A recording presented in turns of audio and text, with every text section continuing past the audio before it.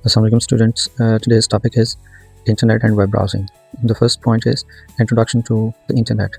तो इंटरनेट हम कहते हैं उन तमाम कंप्यूटर्स का आपस में नेटवर्क जो कि ऑल ओवर द वर्ल्ड आपस में कनेक्टेड है। तो इसका पर्पस ये होता है कि लोग आपस में शेयर करना चाहते हैं इंफॉर्मेशन और डेटा या फाइल्स वगैरह शेयर करना चाहते हैं। इसको यूज़ किया जा सकता है ईमेल्स सेंड करने के लिए, या फिर इसके अलावा कोई इन्फॉर्मेशन सर्च करने के लिए, कोई वीडियोस को वॉच करने के लिए, न्यूज़ पढ़ने के लिए, और इसी तरह से सोशल मीडिया को यूज़ करने के लिए या फिर स्टडी करने के लिए। सेकंड पॉइंट इसमें अगर हम देखें तो that is what is world wide web. तो वर्ल्ड वाइड वेब को मैं आपको इस तरीके से समझाऊंगा, एग्जांपल दूंगा कि जिस तरह से एक बड़ी लाइब्रेरी होती है और उसके अंदर बहुत सारी बुक्स होती हैं, ठीक है, और हर एक बुक जो है उसमें यकीनन पेजेस होते हैं। तो जो लाइब्रेरी है वो एक वर्ल्ड वाइड वेब की तरह से है, जिसमें कि बहुत सारी जो वेबसाइट्स हैं, बुक्स जो हैं वो लाइक वेबसाइट्स हैं, और बुक्स के अंदर जो पेजेस हैं वो लाइक वेब पेजेस हैं। तो लाइब्रेरी, बुक एंड पेजेस, इसी तरीके से world wide web then is the website and then are the web pages, ठीक है।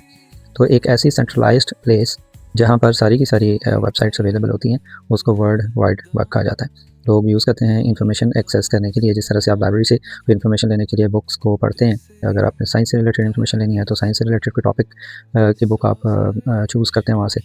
इसी तरह से जब आप वर्ल्ड वाइड वेब पे जाते हैं तो वहाँ पर भी आप वो वेबसाइट को एक्सेस करने की कोशिश करते हैं जहाँ पे आपको आपका रिक्वायर्ड डेटा या इन्फॉर्मेशन आपको अवेलेबल हो जाए। Now what is web browsing? वो जो प्रोसेस होता है जिसके थ्रू आप इन्फॉर्मेशन सर्च करते हैं, उस प्रोसेस को वेब ब्राउजिंग कहा जाता है। चाहे आप किसी सर्च इंजन से इन्फॉर्मेशन सर्च कर रहे हैं लाइक गूगल, या फिर आप कोई वीडियो वगैरह वॉच करना चाह रहे हैं यूजिंग यूट्यूब, या फिर कोई भी आर्टिकल जो है वो स्टडी करना चाह रहे हैं किसी भी वेबसाइट पे, तो ये सारे के सारे जो एक्टिविटीज़ होंगी इनको वेब ब्राउजिंग कहा जाता है। नेक्स्ट पॉइंट हमारे पास है what is a web browser. अब हम वेब ब्राउज़र की बात करेंगे जिसे यूज़ करते हुए आप इन्फॉर्मेशन एक्सेस करते हैं, जैसे कि गूगल क्रोम आप यूज़ करते हैं, मोज़िला फायरफॉक्स करते हैं, माइक्रोसॉफ्ट एज भी करते हैं, सफारी है एंड ओपेरा। जो भी आपको ज़्यादा अच्छी इन्फॉर्मेशन, स्मार्ट इन्फॉर्मेशन देता है, या आपको इन्फॉर्मेशन गेन करने में, सर्च करने में आपको बेहतर महसूस होता है, आप उसी का इस्तेमाल करते हैं। अदरवाइज़ यह है कि ऑप्शन आपके पास अवेलेबल होती है। तो मैं मोस्टली ये करता हूँ, 2-3 ब्राउज़र मैंने इंस्टॉल किए हुए थे। कोई एक तरह की इन्फॉर्मेशन के लिए कोई एक ब्राउज़र अच्छा होता है, किसी दूसरी तरह की इन्फॉर्मेशन या ब्राउजिंग के लिए कोई सेकंड ब्राउज़र जो है वो अच्छा हो सकता है। What is a website? यहाँ पे मैं रिपीट करना चाहूँगा कि जैसे मैंने आपको एग्जांपल दी थी एक लाइब्रेरी की, तो लाइब्रेरी और फिर उसमें बुक्स, और फिर बुक्स के अंदर पेजेस, इसी तरीके से वर्ल्ड वाइड वेब, और फिर उसके बाद वेबसाइट, और फिर उसके बाद वेब पेज, ठीक है ना।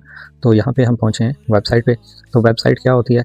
वेबसाइट ऐसे वेब पेजेस की कलेक्शन होती है जो कि इंटर रिलेटेड होते हैं, आपस में कनेक्टेड होते हैं और इंटरनेट पे अवेलेबल होते हैं। वही बात कि वेबसाइट ऐसे है जैसे कि एक बुक होती है, और बुक को आप जानते हैं कि एक बुक के जितने पेजेस होते हैं वो किसी एक मेन टॉपिक से रिलेट कर रहे होते हैं, वो किसी एक ऑथर के होते हैं, और वो किसी एक इंडेक्स से रिलेट करते हैं। इंडेक्स मीन्स बुक का अगर आप मेन कोई पेज देखें, या तो वो टाइटल पेज होता है, या फिर उसके बाद नेक्स्ट इंडेक्स पेज जो होता है। इंडेक्स पेज वो होता है जिसके ऊपर वेबसाइट के जो इंटरनल जितने भी पेजेस होते हैं, या बुक के जो जितने भी पेजेस होते हैं, उनके बारे में पूरा इंडेक्स लिखा होता है कि इस बुक में आगे फर्दर क्या क्या इन्फॉर्मेशन अवेलेबल है। तो आप रेलिवेंट इन्फॉर्मेशन के लिए रेलिवेंट पेज नंबर पे जाके ओपन करके बुक को पढ़ सकते हैं। वेबसाइट में पेज नंबर्स तो नहीं होते, लेकिन लिंक्स अवेलेबल होते हैं कि आपको मेन्यूज़ अवेलेबल होते हैं। आप किसी भी मेन्यू पे जाके, तो जो भी आप इन्फॉर्मेशन इंटरनल उस वेबसाइट के अंदर अवेलेबल होती है, आप उस लिंक पे क्लिक करते हैं तो वो इन्फॉर्मेशन आपके सामने रेलिवेंट पेज ओपन हो जाता है, ठीक है। तो इसमें मुख्तलिफ तरह की वेबसाइट्स होती हैं जो कि एजुकेशन बेस्ड होती हैं, कुछ न्यूज़ बेस्ड होती हैं, कुछ ऑनलाइन शॉपिंग से रिलेटेड होती हैं, और फिर सोशल मीडिया वेबसाइट्स भी इसमें अवेलेबल होती हैं। तो वेब पेज क्या होता है? ये उसी फ्लो से हम आ रहे हैं। पहले वर्ल्ड वाइड वेब हमने डिस्कस किया, फिर उसके बाद हमने वेबसाइट को डिस्कस किया, और अब हम वेब पेज पे आ गए हैं। तो एग्जांपल को माइंड में रखना है आपने, library, book and page, okay. तो यहाँ पे वर्ल्ड वाइड वेब, और फिर उसके बाद website and then web page. तो वेब पेज क्या होता है? वो एक इंडिविजुअल पेज को कहते हैं, किसी भी वेबसाइट को के किसी एक पेज को कहते हैं, ठीक है। बाज़ वेबसाइट ऐसी भी होती हैं कि जिनमें इंटरनल पेजेस कोई भी नहीं होते, वो एक सिंगल पेज पे ही बेस करी होती हैं, कोई उनका सेकंड पेज नहीं होता। तो ऐसे में फिर उनका कोई मज़ीद पेजेस आपको या मेन्यू उसमें अवेलेबल नहीं होता, ठीक है ना। तो इसमें आप देख रहे हैं जैसे होम पेज है किसी भी वेबसाइट का, उसके बाद फिर इंटरनल पेजेस इसके अंदर भी अवेलेबल हो सकते हैं। Then comes the next point is URL, that stands for uniform resource locator. ये एक ऐसा एड्रेस होता है किसी वेब पेज का या वेबसाइट का, जिसके थ्रू कि आप वेबसाइट को एक्सेस कर सकते हैं। मतलब ये कि जैसे आपने किसी से कॉन्टैक्ट करना होता है तो आप कैसे कॉन्टैक्ट करते हैं? आप थ्रू सेल फ़ोन कॉन्टैक्ट करते हैं या फ़ोन नंबर से करते हैं, ठीक है। तो इसी तरीके से किसी घर को आपने फाइंड करना होता है तो उस घर का एक हाउस नंबर होता है, ठीक है, या उसका एक एड्रेस होता है, ठीक। तो आप वहीं पर वो घर आपको मिलेगा। तो जो वेबसाइट्स होती हैं ये जब वर्ल्ड वाइड वेब पर अवेलेबल होती हैं, तो लाइब्रेरी वाली एग्जांपल को माइंड में रखिएगा कि जब वहाँ पे आपने बुक्स को फाइंड करना होता है तो उनके पास भी एक कैटलॉग होता है जब आप लाइब्रेरी में जाते हैं। तो कैटलॉग में ये बताया गया होता है कि जो रिलीजन से रिलेटेड बुक्स हैं वो कहाँ पर पड़ी हुई हैं, किस साइड पे हैं, कौन सी कैबिनेट में है, ठीक है। इस तरह से साइंस की कहाँ पर हैं, उनमें से कंप्यूटर की किस साइड पे हैं, उसमें से जो सोशल साइंसेस की है वो कहाँ पर हैं, फिर उसमें जो पाकिस्तान से रिलेटेड हैं वो कहाँ पर हैं, या इंटरनेशनल रिलेशन से रिलेटेड हैं वो किस साइड पे हैं, पॉलिटिक्स सो एंड सो। तो इस तरह से डिवीजन की गई होती है लाइब्रेरी में बुक्स की। वो सिंपल ये नहीं होता कि किसी भी बुक को किसी भी जगह पर रख दिया जाता है, ठीक है। अब जब बुक्स को एक जगह पे रखा जाता है तो जो वहाँ पे लाइब्रेरी इंचार्ज होता है उसको खुद भी तो पता होना चाहिए कि कौन सी बुक कहाँ पर पड़ी हुई है। इस पर्पज़ के लिए वो क्या करते हैं, जिस वक्त वो बुक को किसी भी कैबिनेट में रखते हैं तो पहले से उसको एक तो कोई उसका आईडी नंबर वगैरह अलॉट कर देते हैं, फिर उसके बाद उसमें एक ऐसा कोड लिखते हैं जिससे ये आइडेंटिफाई हो जाए कि ये बुक कहाँ पर किस जगह पर पड़ी हुई है। तो उस बुक की जो लोकेशन है उससे रिलेटेड जो इन्फॉर्मेशन होती है उसको एक कोड की शक्ल में किसी जगह पे लिख दिया जाता है और वहीं से उसको फिर ट्रेस आउट किया जाता है कि बुक कहाँ पर इस वक्त अवेलेबल है और किस एरिया में लाइब्रेरी के में वो पड़ी हुई है। जो वेब पेजेस होते हैं या वेबसाइट्स होती हैं उनको भी किसी ना किसी लिंक के थ्रू एक्सेस किया जा सकता है।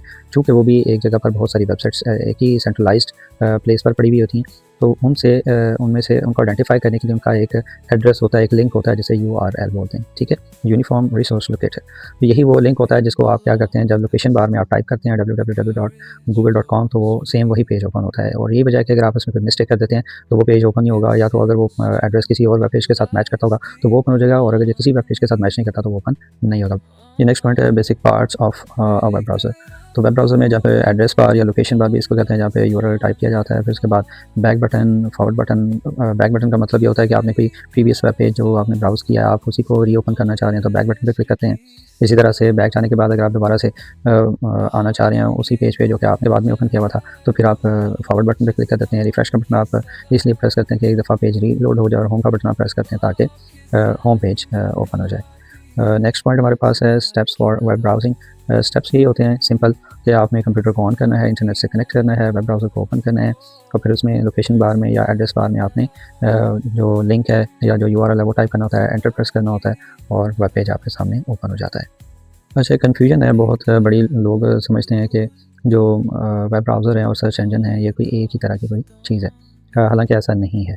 जो सर्च इंजन होता है वो भी एक तरह से वेबसाइट होती है, ठीक है, जबकि जो वेब ब्राउज़र है वो वेबसाइट नहीं होती, वो सॉफ्टवेयर है जिसके थ्रू आप वेब पेजेस को एक्सेस कर सकते हैं, ठीक है। तो मतलब यह है कि सर्च इंजन को ओपन होने के लिए भी वेब ब्राउज़र की ज़रूरत है। सर्च इंजन का एक यूआरएल होता है, जो वेब ब्राउज़र होता है उसका यूआरएल नहीं होता, और उसको मज़ीद ओपन होने के लिए एक और जो वेब ब्राउज़र होता है उसकी ज़रूरत नहीं होती, क्योंकि वो बज़ाते खुद एक सॉफ्टवेयर है, ठीक है। तो सर्च इंजन जो होते हैं वो भी वेबसाइट्स होती हैं, बट ये एक स्पेशल टाइप वेबसाइट्स होती हैं जिनके थ्रू आप अदर वेबसाइट्स के लिंक्स फाइंड आउट कर सकते हैं, ठीक है। यानी कि अगर आपको किसी वेब पेज के या वेबसाइट के, जैसे आपने बाइस लाहौर का की वेबसाइट ओपन करनी है, ठीक है, तो आपको उसका जो यूआरएल है वो याद नहीं है, ठीक है, क्योंकि सारी वेबसाइट्स के यूआरएल याद हो भी नहीं सकते। तो सर्च इंजन में आप क्या करते हैं, कीवर्ड्स लिख देते हैं कि जी मुझे फ़लाँ जो डिपार्टमेंट है उसकी वेबसाइट मुझे ओपन करनी है। तो फिर सर्च इंजन क्या करता है, आपको एक लिस्ट प्रोवाइड कर देता है जिसमें कि नेम ऑफ द वेबसाइट लिखा हुआ होता है और लिंक होता है उसका, और नीचे थोड़ी सी उसकी डिस्क्रिप्शन होती है। तो वो जो लिस्ट आपके सामने सर्च इंजन आपको शो करता है उसमें से फिर आप देख लेते हैं डिस्क्रिप्शन से कि कौन सी असल में वेबसाइट थी जिसको कि आप इनफैक्ट ओपन करना चाह रहे थे, उसका लिंक होता है वहाँ पे, आप लिंक पे क्लिक करते हैं और वही जो पेज है उसका या वेबसाइट है वो ओपन हो जाती है। जो कॉमन सर्च इंजन हैं उनमें गूगल, बिंग, याहू और ये अवेलेबल हैं, और भी हैं काफ़ी सारे, बट ये वो हैं जो कि कॉमनली यूज़ किए जाते हैं। इसके अलावा वेब पेज, अगर आपको नहीं पता कि आप किसी टॉपिक को सर्च करना चाह रहे हैं, ठीक है, आपको ये नहीं पता कि कौन सी वेबसाइट में कौन सी इन्फॉर्मेशन है, तो आप क्या करते हैं, अपने टॉपिक से रिलेटेड, जिस रिलेटेड आपको इन्फॉर्मेशन सर्च करना होती है, आप टॉपिक के से रिलेटेड कीवर्ड्स सर्च इंजन को दे देते हैं। तो सर्च इंजन उसी तरह से आपको लिंक्स प्रोवाइड कर देता है डिस्क्रिप्शन के साथ कि इस वेबसाइट पर इस तरह की इन्फॉर्मेशन अवेलेबल है, और फिर उसी तरह से आप क्या कर सकते हैं, उस लिंक पर क्लिक करके वेबसाइट को ओपन कर सकते हैं। अच्छा, जब भी आप इंटरनेट ब्राउजिंग करते हैं तो उसमें कुछ ना कुछ टेक्निक्स का आपको ख्याल रखना होगा। कुछ प्रिकॉशंस हैं एक सेफ़ इंटरनेट ब्राउजिंग के लिए। ये बहुत ज़्यादा ज़रूरी हैं क्योंकि आजकल इंटरनेट को यूज़ तो बहुत ज़्यादा किया जाता है, लेकिन इसमें बहुत ज़्यादा चांसेस होते हैं कि आप किसी न किसी प्रॉब्लम में भी आपको फेस करना पड़ सकती है अगर आप सेफ़ इंटरनेट ब्राउजिंग के रूल्स को फॉलो नहीं करते।